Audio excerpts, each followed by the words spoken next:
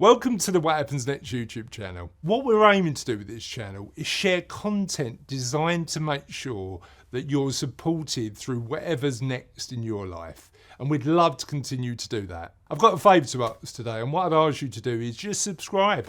It costs you nothing, but it really helps us deliver really good quality content on a consistent basis.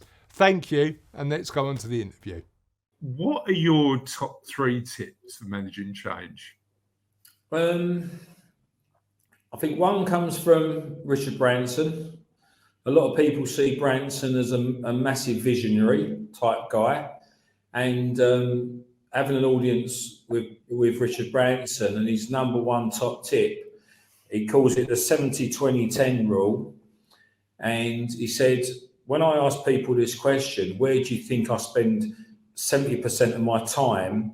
Is it in the now? Is it in the past? Or is it in the future? Everybody I talk to says you spend your time in the future thinking where we're going. And he said, the reality for me to be a forward-thinking future person is I've learned at an early age to spend 70% of my time being present. Yeah. He said, and that for me was the number one learning, because I come from a place where I was in a survival mindset, working all those hours, 90 hours a week. And there's no exaggeration there, guys. I was working 90 hours a week. I worked every day, no matter, without fail. But the realization that I wasn't being present, I was always saying to anybody around me, you know, the old only fools and horses, this time next year, Rodney, we're going to be millionaires. But next year was never going to come. Yeah. So getting a 70-20-10 rule, and if you're a visionary person, 70% of your time, 20% of your time goes to the future, 10% of your time goes to the past, so you don't have to keep relearning. And if you're someone who's working away from dissatisfaction, 20% focus on the past, 10% on the future, 10% on the now. So that's probably one key learning about being present. And I think the other one key one is the old James Clear atomic habit stuff, is identifying that you are the problem in your life and you're also the solution, and how you feel it, how you feel the time is down to you. Yeah. And learning to build those habits that suit you, suit your passions and everything else to move forward. And the last thing I would say is the only failure in life is a failure to participate.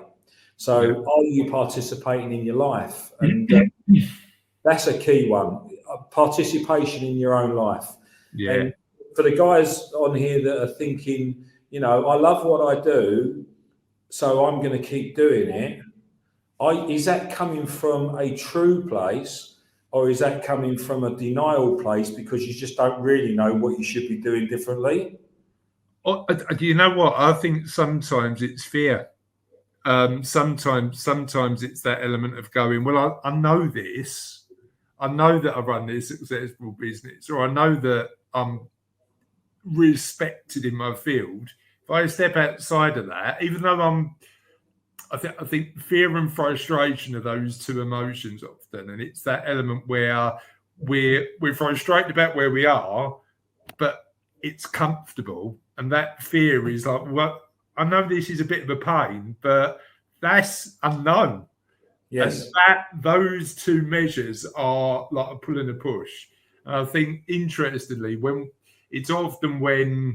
and as you know, we work with a wide range of clients, but for those clients who are thinking about what happens next, it's when the pull gets greater than the push. You know, it's like, well, I'm definitely not doing that for the next 10 years, so I need to think about next change. So atomic habits is number 2. What's your third one?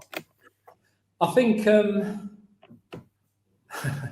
it probably comes to mind because it's a book that we just read together, The Compound Effects. But you know, most people are having these thoughts in the, if you like, the second or third phase part of their life.